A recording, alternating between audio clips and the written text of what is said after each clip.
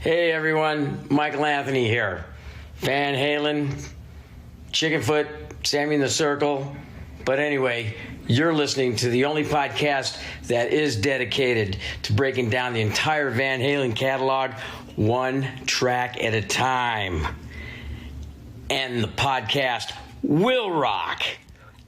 Ow! Hello, baby!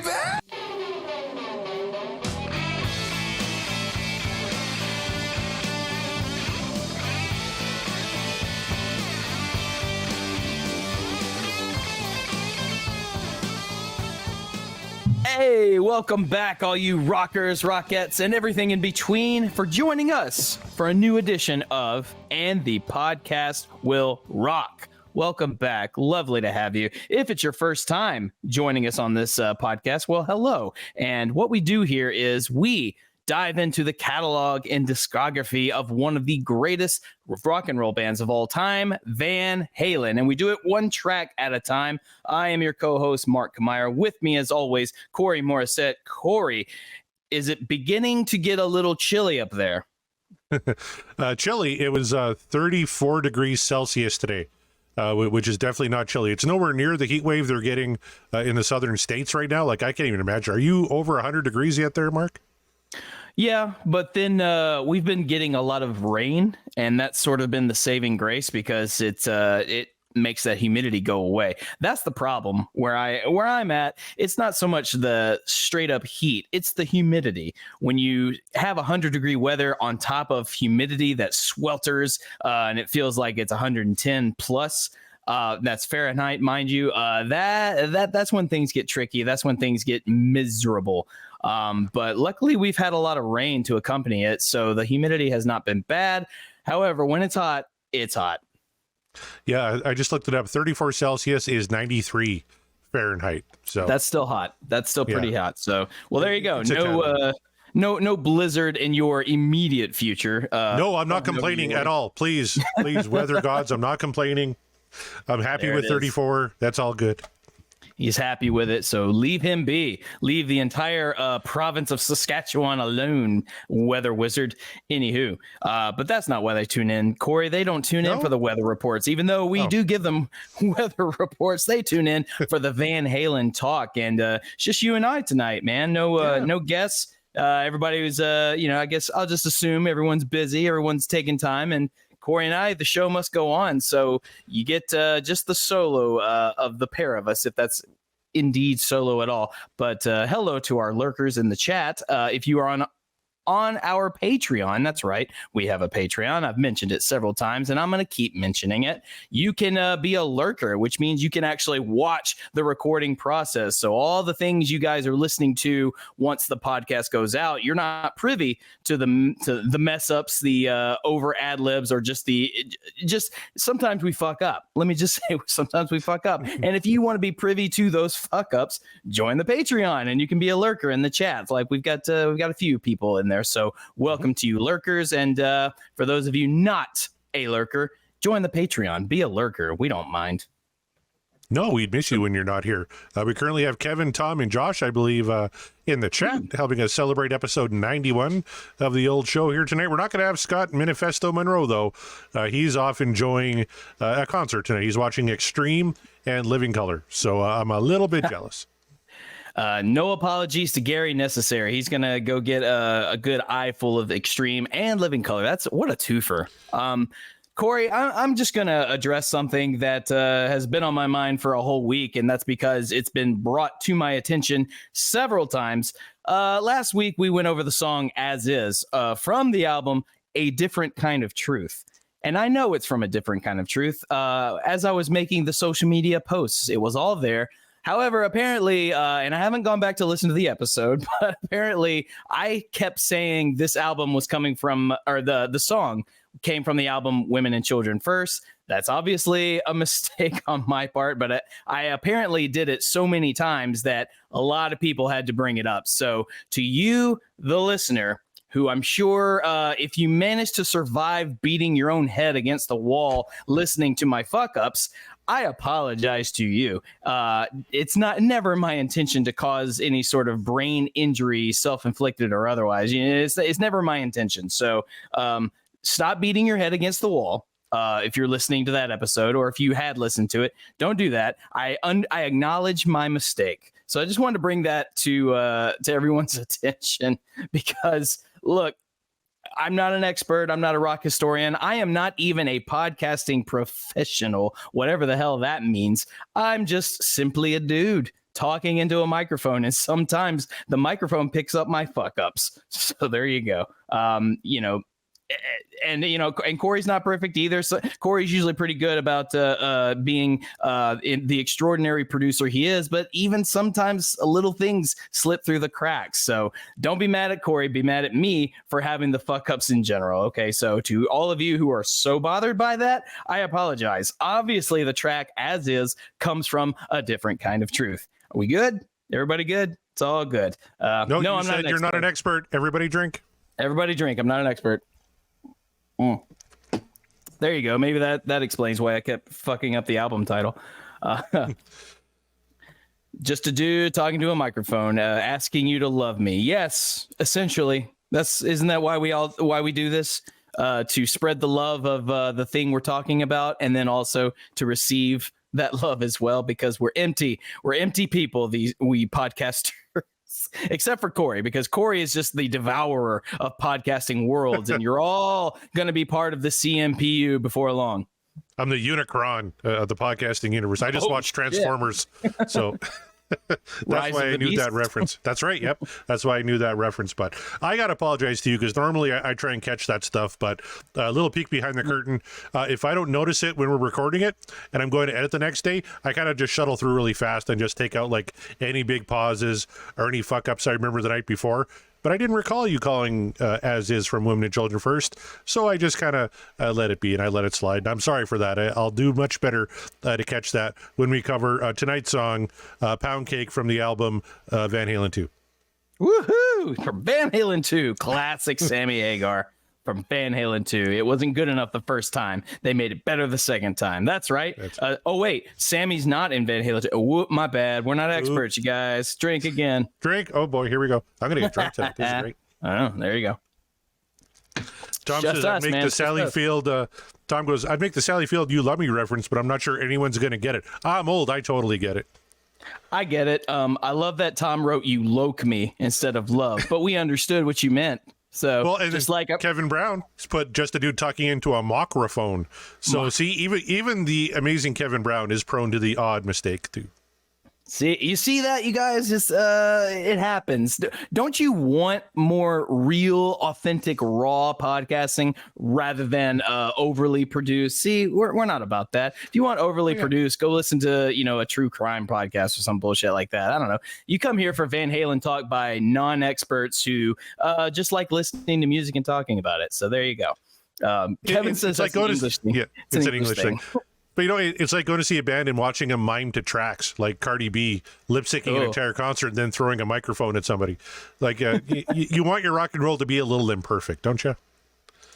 Yeah, not that imperfect, but yeah, imperfect. That's for sure. You like at least try. If you're having a bad vocal day, at least try. But hey, what are you gonna do? Speaking of stage performances and everything like that, we know Wolfie is he's gearing up. He's got Mammoth ready to roll. What else is going on in the world of Van Halen news? Well, I tell you what, that's the big one right now, because Wolfie, as you mentioned, Mammoth 2 comes out this Friday as we're recording this. So as the show drops, the album is going to drop. So he's doing kind of the media cycle right now. So there's a couple of good interview quotes from Wolfie. One is on the possibility of his uncle Alex playing live again.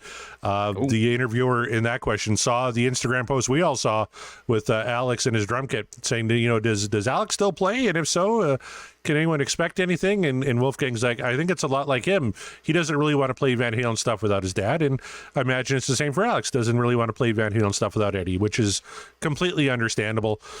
So he kind of, because a lot of people read into that picture, as we did too. I think we're on a live show talking about it, like, oh, Alex is tweeting pictures of his drums.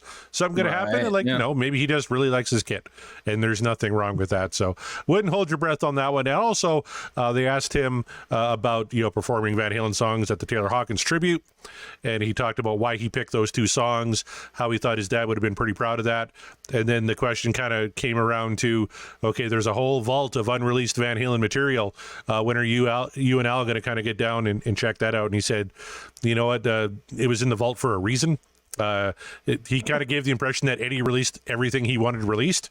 So if anything came out, it would be quite a while. So don't hold your breath on that one either. So just, kind of putting out the fire a little bit, which I totally get. Like, Prince had enough stuff in his vault for like 3 more lifetimes worth of releases. He could release an album every 6 months, right, and be good. But Eddie Van Halen, of course, had a ton of stuff in his vault. But, it was there for a reason. A lot of it unfinished, just ideas or stuff he didn't think was good enough. So if Wolfgang and Alex ever get into the vault and kind of put something together posthumously, obviously fans are going to love it.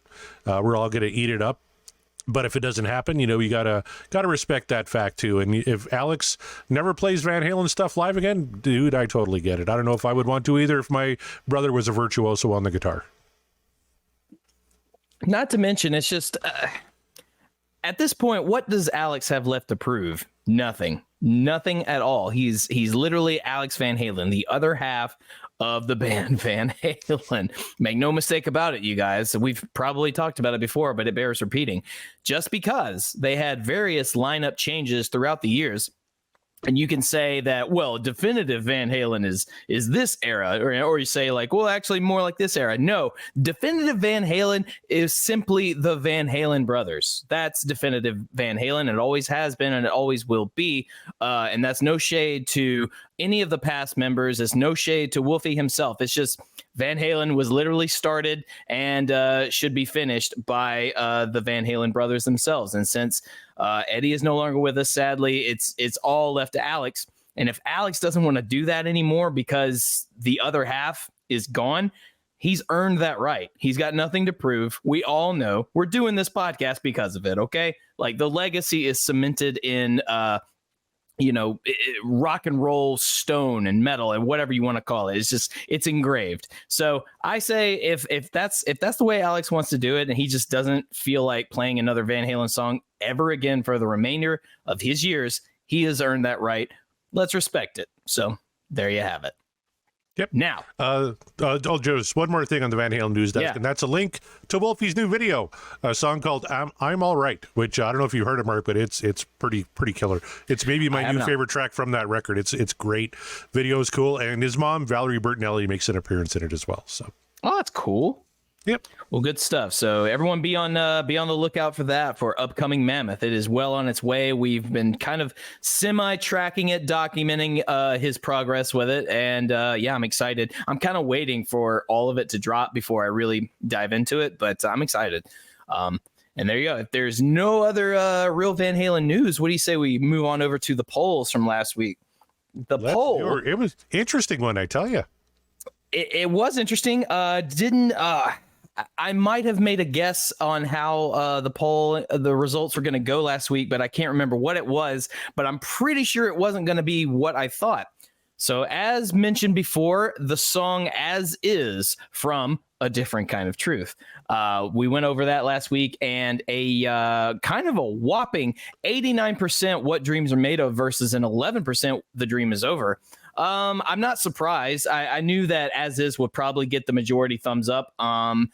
I guess I'm kind of maybe expected this one to be higher, but 89% is still pretty good. What did you think?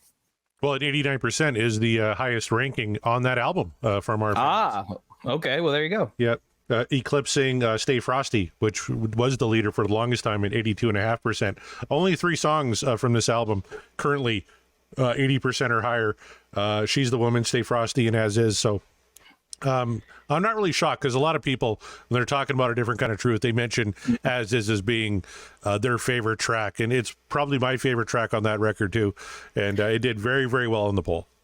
I do recall a lot of people mentioning, kind of just looking in passing, people mentioning this one was probably their favorite from the album. So what do you say we take a look at what they are saying here? And I got to correct myself. There was a fourth track on that record that was over 80%. Blood and Fire, 81.6. Oh, yes, of course. Well, there you go. But you voted no on, Mark. Yeah, I did vote no on that one.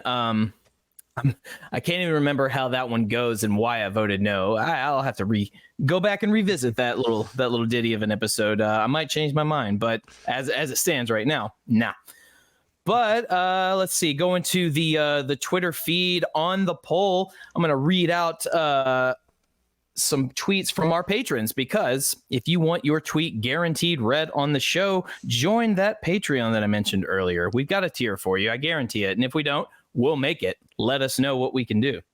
So just going through the list right here, and I will read off the Twitter the Patreon people here in just a bit. But just to give you an idea, from Sean Geek and Fast Podcast, that's our friend Sean McGinnity. He says, "Damn, finished the episode too late. Finally caught up from the trip." He's been on a trip. Forgot about this song and cursed myself for it. This is simply great. Absolutely great. There you go. No explanation needed. He just really, really loved that song. So you were not late. In fact, Sean, you just made it. So there you go. Unless he's talking about the poll was closed before he could vote on it. But we'll just assume you are part of the 89%, sir.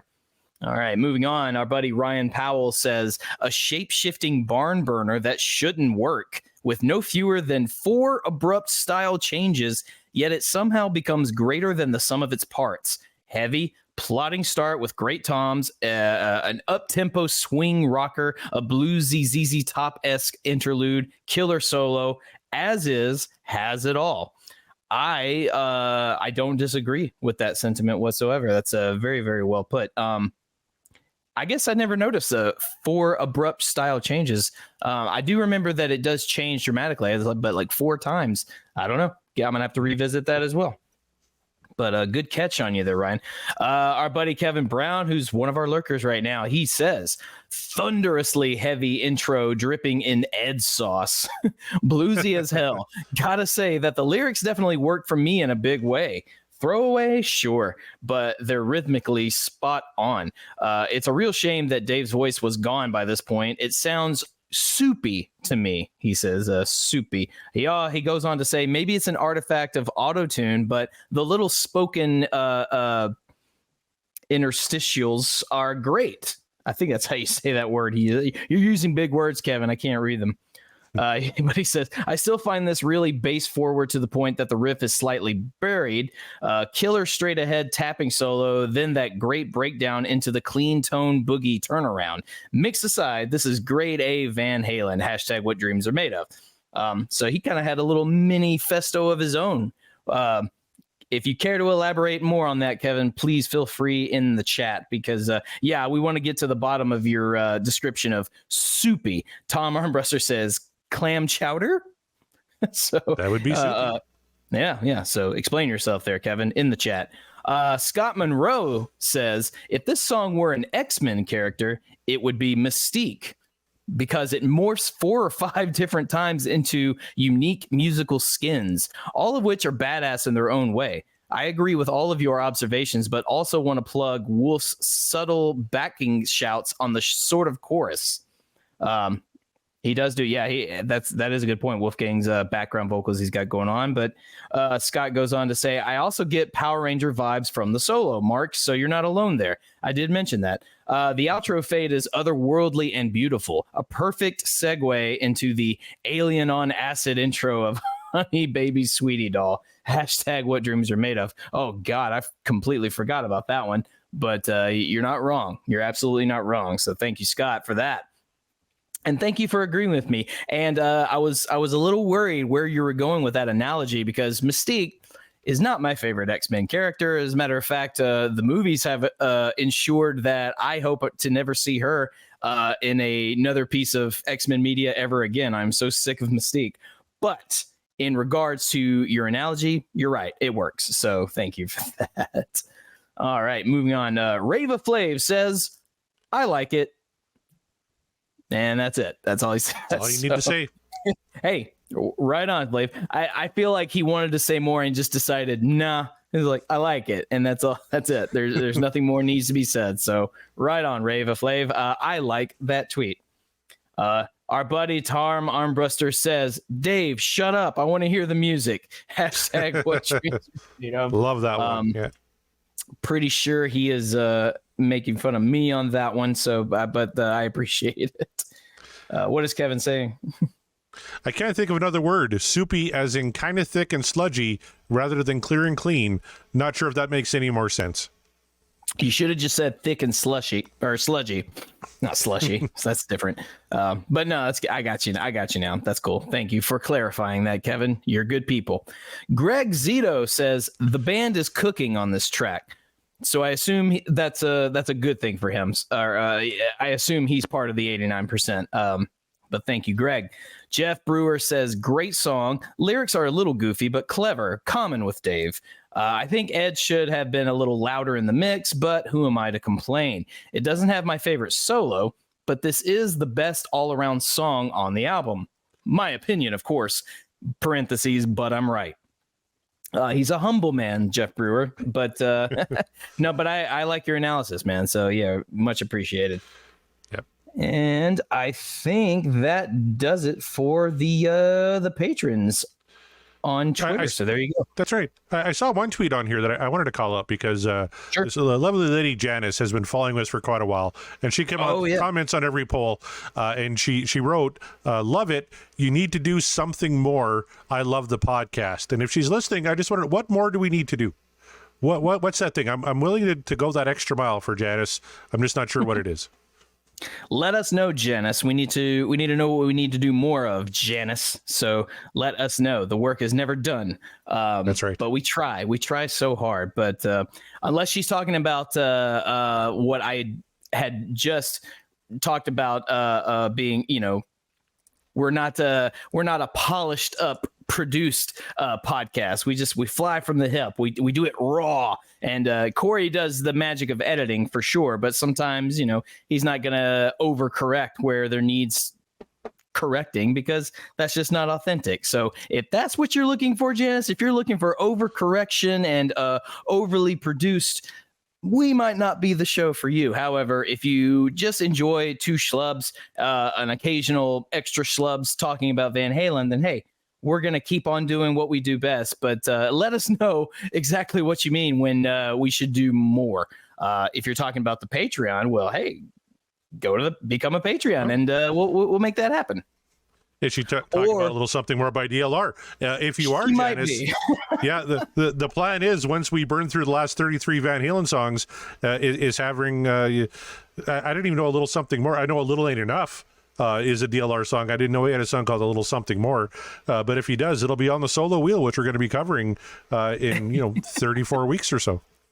If that is what she's talking about, then it's David Roth, different dude. Damn it, Kevin. Well, fuck Google.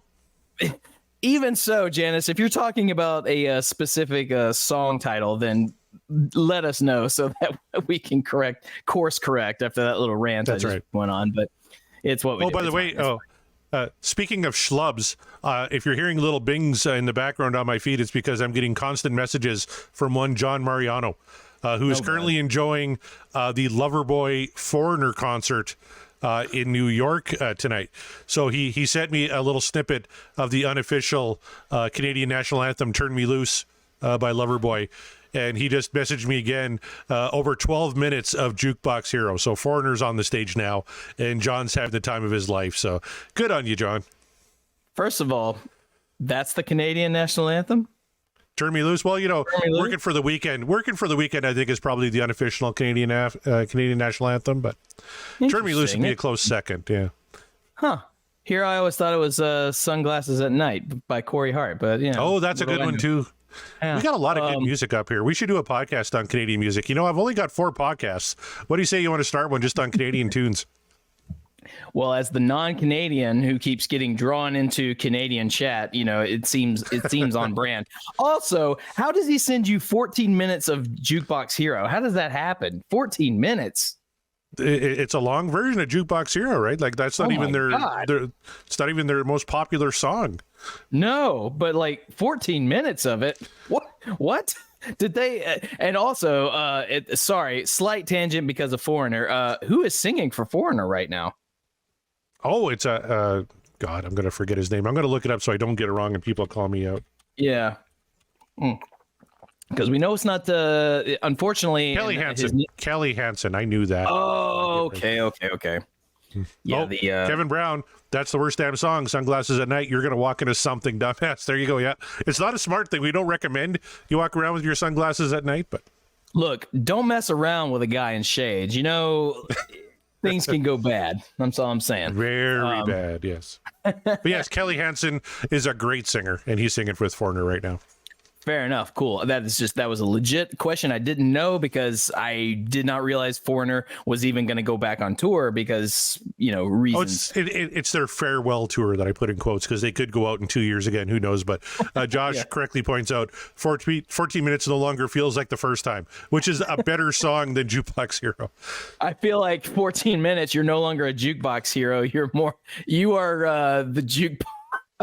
Like, you're the dictator. You're the jukebox dictator. Because look, right. I've been that guy. If I want to take over the jukebox in order to get people out of the establishment, I know which songs to play, and typically they're the long progressive tunes. So I know the game. I know what's happening there.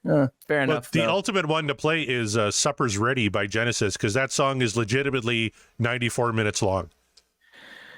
I'm pretty sure I'm correct on that time too. I believe you, but oh my God, no. I would normally just stick with like Arlo Guthrie's Alice's Restaurant Massacre, which is it's about 20 minutes, but still it's enough to get people out. Or if it's a non-metal vibe crowd, play any Dream Theater or play any Symphony X, and they'll get the hell out of there. So a little tidbit for you guys if you want to take over the jukebox. But that all being said, it's now time to do our other favorite thing. Grab your drink, say it with me, manifestations. Woohoo! That's right. Now we're going to manifest the track that we want to bring forth for tonight's show. I'm going to go on over to the Discord. Hey, if you want to join our Discord, guess what? Join the Patreon and you can be part of it. You can get involved in the conversation. There's always great conversations. There's even a channel for manifestations. So let's go on over.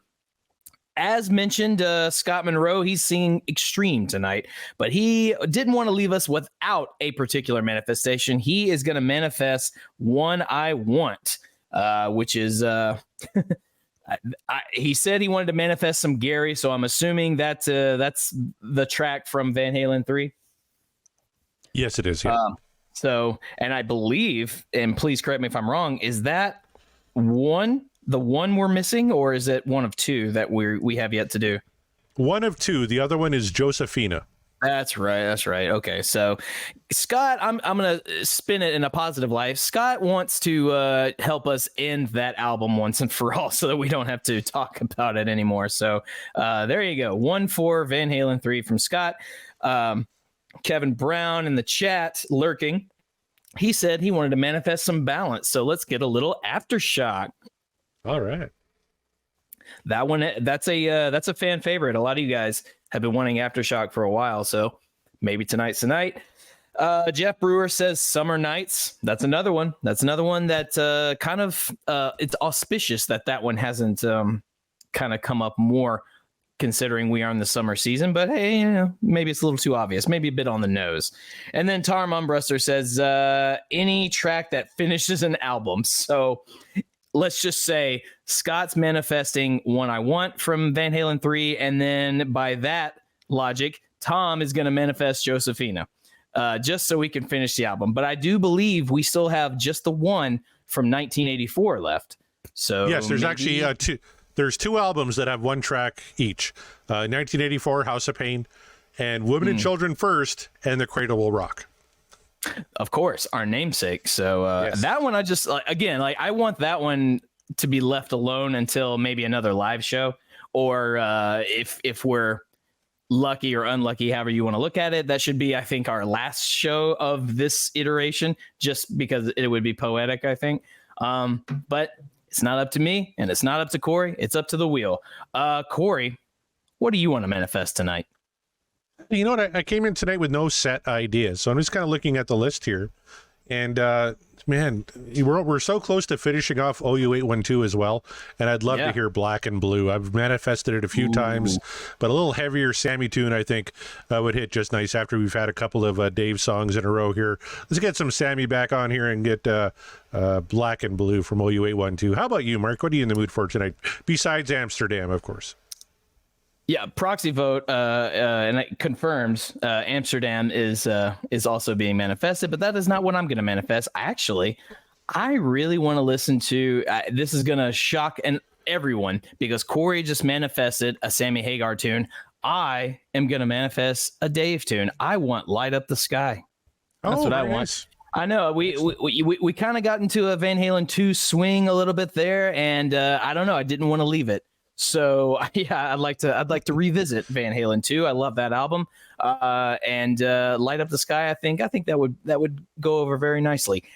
That being said, would I be angry if we spun Black and Blue? No, I would not. So take that for what it is. All right. So if you're ready, I'm ready. If Sammy back there is ready, how many times should we prime this wheel? Well, we got 4 lurkers watching. What do you say we prime it 4 times? So we're going to shuffle it here. 1, 2, 3, 4. All right, let's do it. Here we go.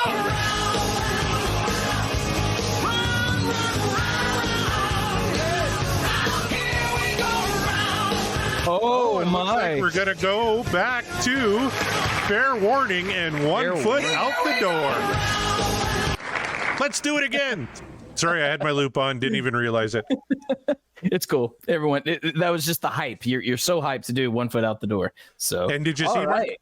That was 1 foot out the door was nestled in between 2 fuck tracks, Pound Cake and Spanked. Kevin almost got spanked. And Summer Nights was followed up right behind Spanked. And I tell you, man, what is with this wheel and just not wanting us to do For Unlawful? It's almost a conspiracy at this point, but hey, that just means that I think by the time we get to the last bits of this particular iteration of the show, it's going to be all fuck album, and guess who's not going to be mad about that? This guy. So with Fair Warning, though, a lot of it, and I've mentioned it on the show before too, Fair Warning was another Van Halen album, at least in my earlier days, that I didn't really give a lot of spins to.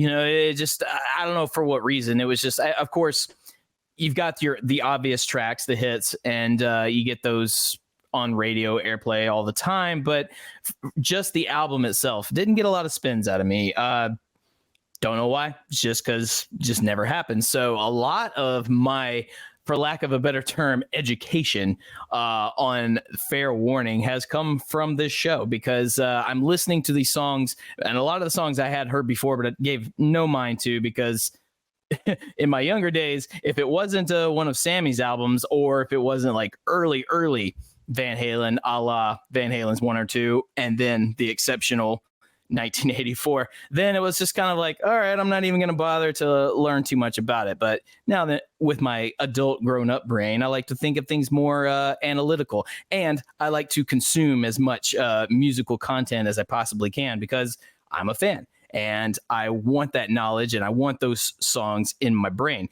so that maybe one day, not now, obviously, but maybe one day I'll be considered to have some sort of Van Halen expertise. It's not now, obviously, even as I ironically host a podcast about Van Halen. You guys know, not an expert, never claimed to be an expert, and I will keep telling you I am not an expert.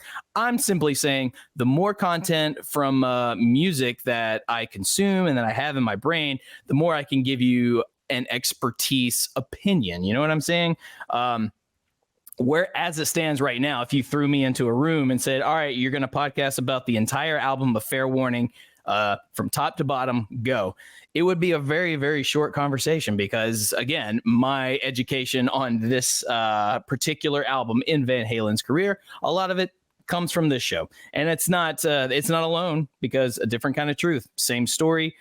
You guys know, like Van Halen 3 did not even remotely listen to at all until this show, and it's been an experience. So, and you all have been privy to that. So sort of similar with, obviously, Fair Warning, a much better record than Van Halen 3, but you've all been kind of witnessing my sort of intro education of really diving in deep to the tracks on this particular album. So this one is going to be no exception, because I don't have a lot of, at least by name, it's kind of going over my head. By the time I start listening to a little bit of the music, I'm sure I'll go, oh, right, that track.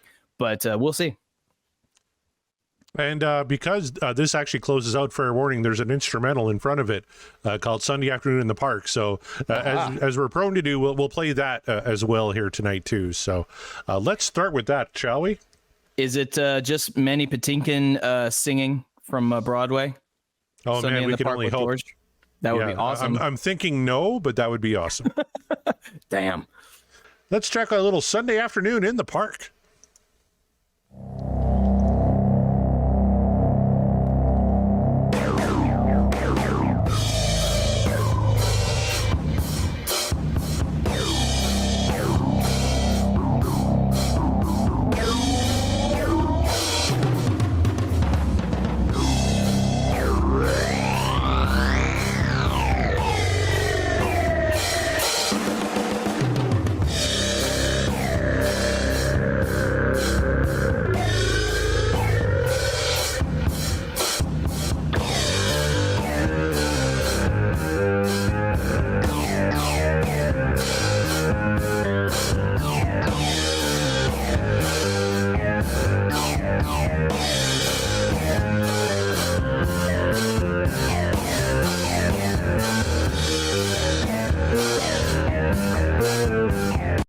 You know, just this week was the anniversary of the death of one of my heroes, Roddy Piper.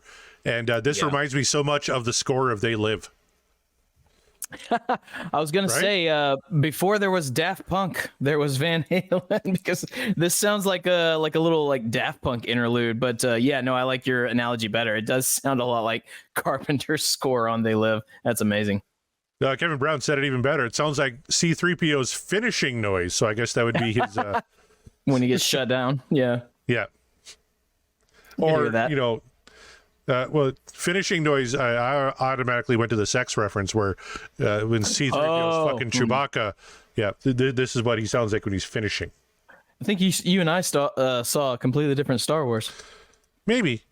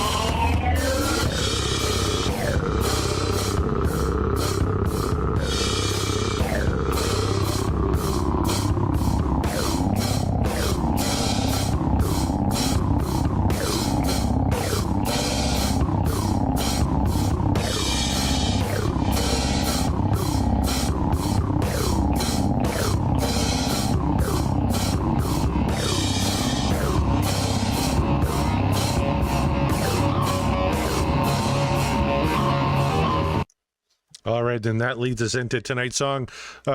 First of all, I was right. Kevin was talking about C-3PO jizzing all over the world.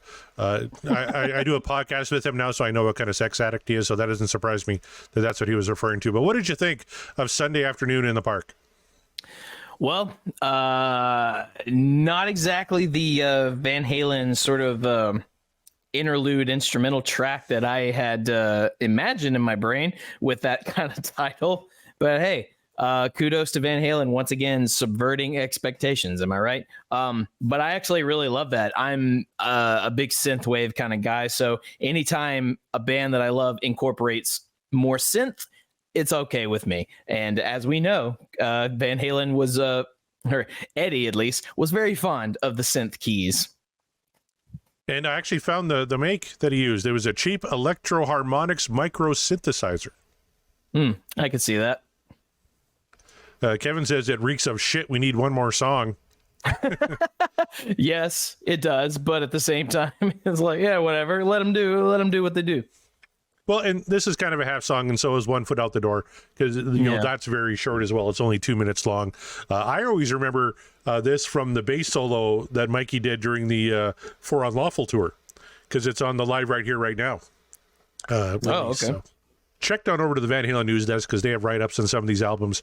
And whoever wrote the write-up on Sunday Afternoon in the Park put, this song has been described as a monster coming out of a swamp. And for good reason, with its heavy synthesizer-laden guitar and drum trade-offs. 2 minutes of auditory gore, whose place is puzzling on the album, though never disinteresting. It kind of, again, you know, you made the Carpenter reference. I think, yeah, that tracks. It does kind of give me sort of Wes Craven Swamp Thing vibes, although maybe that would have made it a better movie, but that's another conversation. All right, so that leads us into One Foot Out the Door. Let's check it out. Let's do it.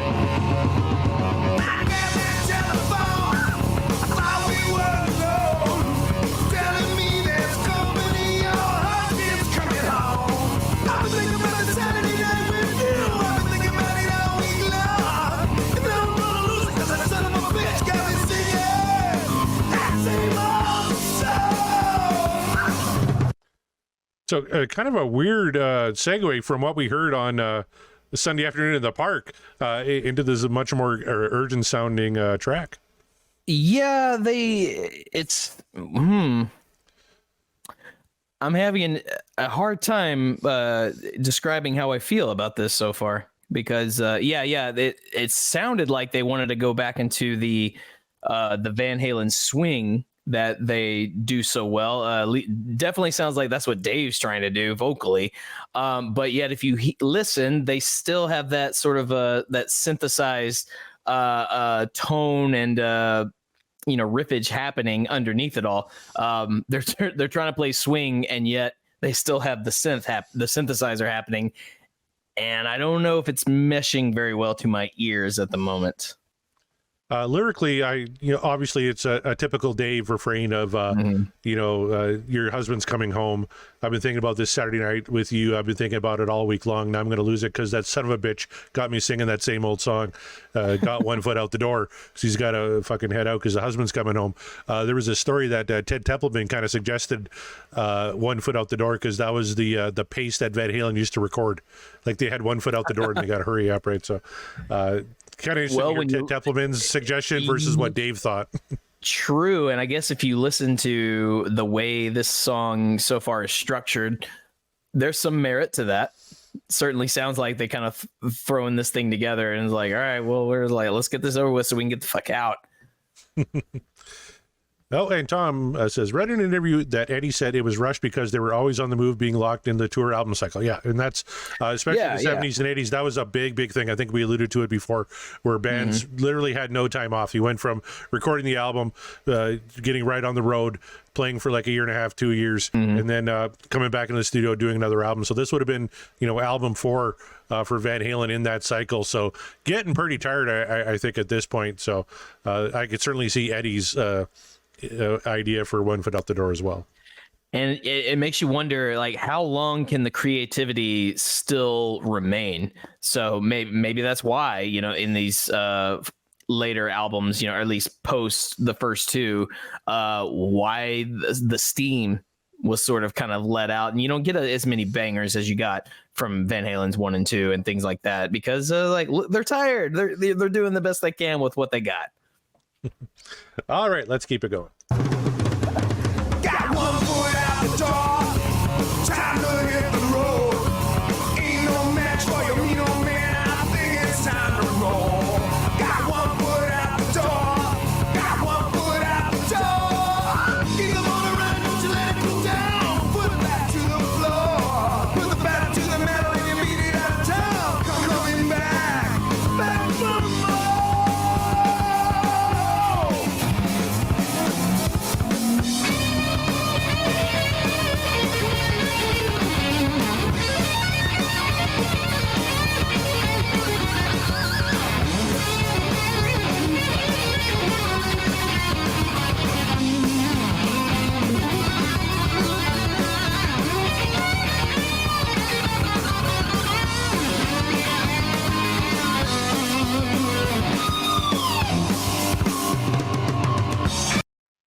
All right, so Kevin had a comment that I wanted to bring up too, and that it kind of sounds punky, has a punk vibe to it, really garage sounding type production. Almost sounds like Van Halen doing the Ramones a little bit, just in terms of the pace and in terms of the production.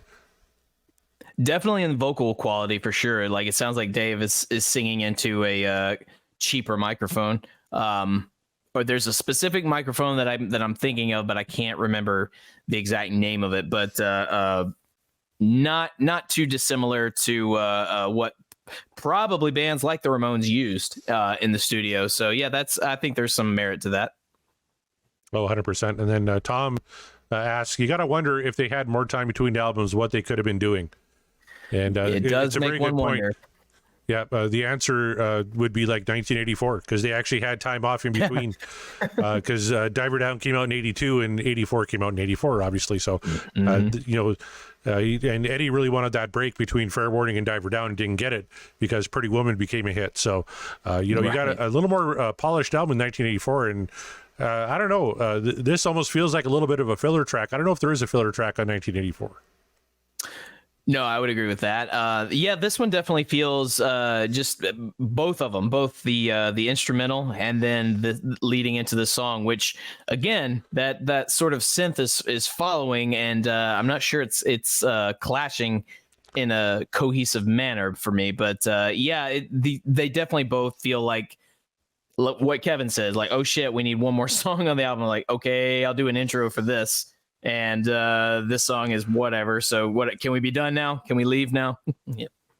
Well, one thing we're not getting is really Mikey. We're getting a lot of synthesizer on here, but not a lot of bass, or that I can hear anyway. But the synthesizer, I don't think clashes too much with the song, especially during that solo there. And even Tom says, I love it when Eddie rips it on an outro. 100%. Yeah. Like, and I thought that was really cool. The synth pulls back dramatically because Eddie's got to come in and do, his thing. So yeah, that's where it kind of finally dropped out. There is at least on my end, the low end is pretty hefty, but I don't know that that's actually Mikey. I think that might be a lot of the synthesizer doing the work. But I'm not sure. And Tom says 1984, the song itself could be considered filler. It's basically an intro for Jumpin'. Yeah, I meant more like an actual song with lyrics and stuff being kind of more filler.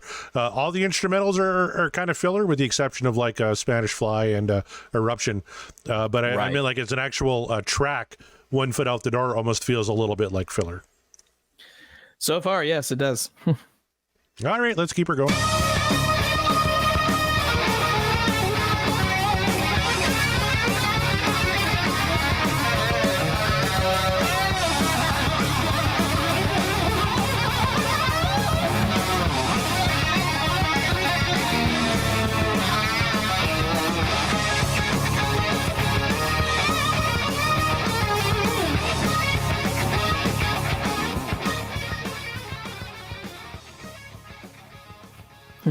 Just ending on the solo. It's a rare one. We don't typically get a lot of that from, not a bad thing at all. But there you have it. 1 foot out the door because the boys had to get the hell out of there from the sound of it.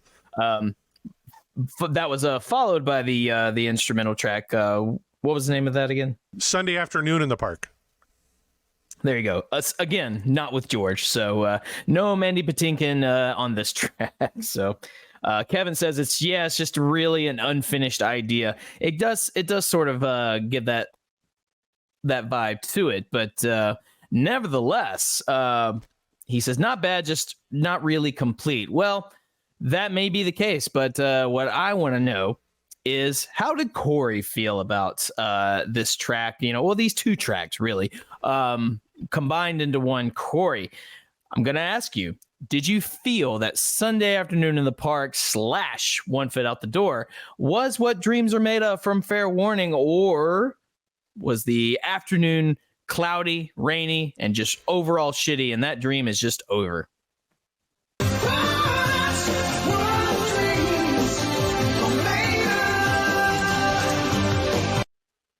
Yeah, the combination of these two are not my favorite things about Fair Warning.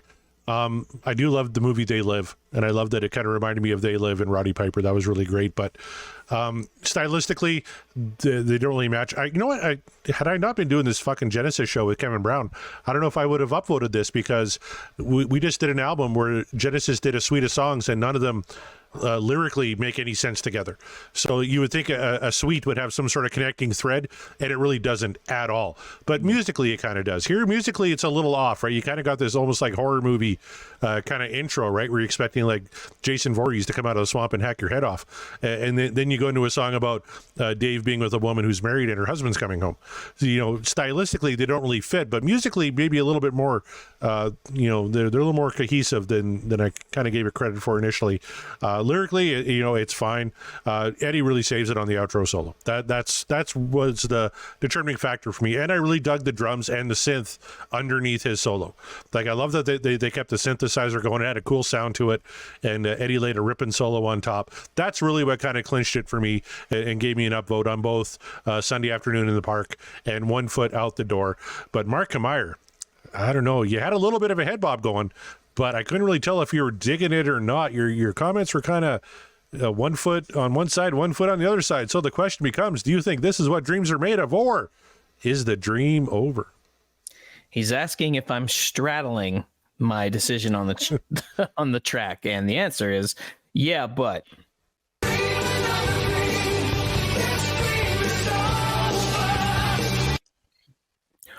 Only because the track, I feel, and Corey mentioned it, but I'll reiterate. He said the lyrics, they're fine. And he's right. The lyrics, they're fine. Whatever. Not Dave's best, not his worst. They're fine. The song structure itself, the thing is, as much as I love synth and synth wave and the utilization of it musically, I'm a big fan of synthwave in general, so you would think the combination would be just an absolute dream, because hey, Van Halen utilizes the synth all the time, and there's especially after this. But something about the way they went into their whole swing style that they do really, really, really well, and the fact that they just kept utilizing the synthesizer into it, and it clashed in my brain a little bit. So much so to where I was just kind of like, I don't know that I'm ever going to revisit this song, because I'm not sure I enjoy what's happening. That being said, there are some really good things happening in the song, such as Eddie's solo, both in the middle, and his little solo outro finishes off the song with it. Great. It was almost there. But overall, I just kept thinking, do I really like the track, or is it just fine? And ultimately, it was just fine, but I felt like the buildup with Sunday Afternoon in the Park, which actually I really liked. I liked that intro. I was like, ooh, that's different. And yes, giving me the 80s horror vibes. Cool. Can't wait to hear where the song goes. And the song just did not go where I thought it was going to go. And I don't know. I feel like maybe that's just my own expectation. But it just the fact that you could feel this song be a filler song was a disservice, I think. But I get it. I can't fault them for the schedule that the guys had at the time, and the creative juices probably just weren't flowing like they should have been, because they just had no time and they were tired. It's honestly a miracle this song comes across as cohesive as it does. But that being said, it clashed a little too much for me, and I don't see myself revisiting it anytime soon. And only because of that do I have to say, for me, the dream is over. So I'm just preparing for the tomatoes and the, rotten fruit to be thrown at me, Not at all. I found a really cool quote, though, from Valerie Bertinelli about this song, because apparently she inspired it. So I want to read this quote here. It's from her book, Losing It and Gaining My Life Back 1 Pound at a Time. This is a quote from Valerie Bertinelli.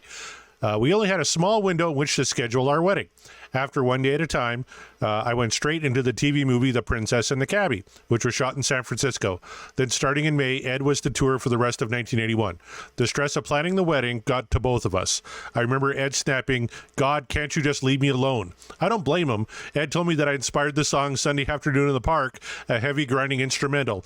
He said it was us fighting all the time. I'm so glad I inspired cheerful songs, she said. Sheesh. I mean, I can't speak on how people in relationships deal with their own issues. That's between them. But that does sound that's pretty harsh though, because it's like here's this instrumental track that sounds the way it does, as mentioned at the Van Halen news desk. It sounds like creatures coming out of a swamp. You said it reminded you of They Live, which is and then you're saying your wife inspired this little track here because Always on Your Ass is like, my God, dude, that's not heavy praise. So apologies to Valerie, but still, yeah, no shade at Val. She is the best. I love Valerie Bertinelli. She takes way too much shit online and from assholes, and she really doesn't deserve it. She really does. My kids, I don't get it. She's a hero to my kids because she does the Kids Baking Challenge on the Food Network, or she did anyway. And they love that show. So they love Valerie Bertinelli, and so do I. She's fantastic. That's awesome. Yeah. Good stuff. Good lady. So yeah, don't save your hate for someone who cares, which they'll never show up. But there you have it. Yeah. A split vote, you guys. Sometimes this happens with Corey and myself. We just Corey goes one way, I go the other, and it's nobody's fault. It's just the way we are interpreting it. So, but the question is, how do you guys feel about it? So, be on the lookout for the poll. If you're listening to this now, then the poll is probably already up. Go take a vote. Go have a listen to One Foot Out the Door, and let us know how you felt about it. So there you go. All right, Corey. Now, you are going to get off a little easy here tonight because One Foot Out the Door, according to Setlist.fm, they never played live. But they did play. They did play Sunday Afternoon in the Park. So, Mark Meyer. They did? All right. And we're not even talking about Mike's bass solo. Because Jeff Brewer mentioned in the comments again that a lot of Mikey's bass solo in 91 came from Sunday Afternoon in the Park. Absolutely. But how many times did they actually play Sunday Afternoon in the Park live? I'm going to give you a hint. Never in 1991. Okay. Well, it sounds like a track that they would use for like their stage intro. I would use it for that. So if that's the case, then they probably used it on so many different tours. But no, let's see. I'll say they played it a grand total of 50 times. You're very close, but you went over. The correct answer is 77 times. You mean I went under? Like. Oh, sorry. Yeah, you said 50, didn't you? Yeah. So you are 50. Correct. You didn't go over. What the fuck am I doing? I had too much whiskey. You are right. You win. You win the range and the television and the jet ski. Sunday Afternoon in the Park 77 times on the Fair Warning tour. It was actually nestled in between Dance the Night Away and Romeo Delight. That's an interesting spot for that song, but okay. Yeah, that's cool though. Again, I would have made that probably my stage intro song for a while, but that's just me. I don't know. Maybe we'll do that. Yeah, on that tour they came out to On Fire. So that's a pretty damn good opener too. Yeah, you're right. Never mind. So okay, there you go. Yeah, hey, look at that. I didn't lose too bad on that one, only because was just because you're the only one here. That's right. Yeah, it's just me. I win. Yay! It's the one time I'll win at this game, but. There you go. 2 quick tracks, and we nailed it. Just you and I, Corey. So that's all well and good. But thank you to the lurkers. You guys are part of the show as well. So thank you for your commentary and how you keeping us in the loop about your feelings on the matter. But don't forget to vote. We have a Patreon, you guys, and we mention it every single week because we really want you to know about it, and we really want to encourage you to join it because Corey and I, we do some fun things, and it's only going to get more fun because, look, this current wheel of Van Halen tracks, it's running low. We still got over 30 episodes to do, but those are going to catch up real quick. So when that's over, what could we possibly do after that? Well, if you go to the Patreon, be part of our, find a tier that's right for you. We can keep the conversation going, and then there's the sky's the limit. And if there's a tier that you feel like we need that we haven't put up yet, let us know, and we will make that happen just for you. So we are not above it. We enjoy talking about music, and it doesn't have to be all Van Halen based, but if that's what you want, then let us know. Join our Patreon. I'm going to read off the list of our current patrons right now. People that keep the lights going, keep us invested. We're going down the list here. Matt Lacoste, Nate from the Deep Purple Podcast, Rava Flav, Josh Caldwell, Greg Zito, Michael Griffith, Chaz Charles, Sean McGinnity, Kevin Brown, Per Lineker, Scott Monroe, Ryan Powell, Jeff Brewer, Ben Andriozzi, Tarm Armbruster, Scott Everett, Don from Wabo and Cabo, and Heath McCoy. Thank you guys so much for being contributors. We appreciate everything that you do and keep us going, man. It's nice. We enjoy it. And I hope you guys understand how much we appreciate it. So, Corey, where can the people find other podcasts that they might be a little bit like-minded like we are? Well, before I get into that, Tom in the Lurker chat pointed out that when we mention the Patreon again, we should mention that Jay Brew, which is, of course, Jeff Brewer, posted an amazing clip of Eddie riffing on Mean Street backstage in 1992, and that is a fantastic clip. And that's some of the good stuff you're going to get as being one of our patrons, because you get access to the Discord server, and Jeff especially posts a ton of cool shit. Scott Monroe does too. Ryan always posts some good stuff. Please keep the conversation going in the Discord server. It's one of my favorite things. I don't get to post in there a lot because I'm recording every other podcast under the sun, but I do read them and I have a lot of fun doing so. But if you want to catch our show, first of all, www.podcastlerock.com. You can catch up on old shows. You can get some merch. You can yell at me and Mark. That's always fun to do. Check us out there. All the episodes are now going up on YouTube. We got a whole bunch of new subscribers on YouTube. So thank you very much, YouTubers, and I hope you're enjoying the show. And if you enjoy listening to the podcast, you might enjoy listening to some more Deep Dive Rock podcasts, which you can find as part of the Deep Dive Podcasting Network, which features such shows as Backtracks, Aerosmith Revisited with myself and Scott Haskin. Me and John Mariano do a show called Backtracks Theme Music. And me and Kevin Brown are now doing a show called The Ultimate Catalog Clash. Season 1 is Phil Collins' Era Genesis. We're having a lot of fun with that. You can also catch my good buddy Kevin on 2 other shows, The Tom Petty Project and with Randy Wood at Seaside Pod Review. Scott Haskin also does The Uriah Heep Show, The Magicians Podcast.